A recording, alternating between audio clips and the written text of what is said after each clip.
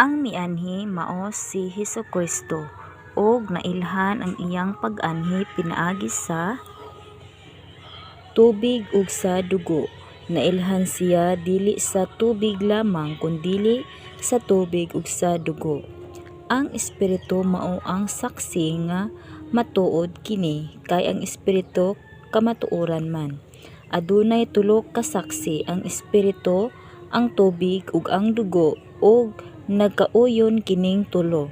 Kung tuuhan nato ang pagsaksi sa tawo, labi pang tuuhan nato ang pagsaksi sa Dios kay kini ang iyang gisaksi bahin sa iyang anak. Busa kadtong nagtuo sa anak sa Dios, nagmatuod niini diha sa iyang kasing-kasing.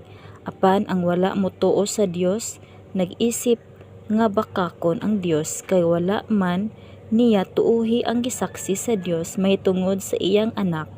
Ang pagpamatuod mao kini: ang Dios naghatag kanato sa kinabuhing walay katapusan ug anaa kini sa iyang anak. Ang midawat sa anak may kinabuhing walay katapusan, apan ang wala modawat sa anak sa Dios wala makabaton sa maong kinabuhi.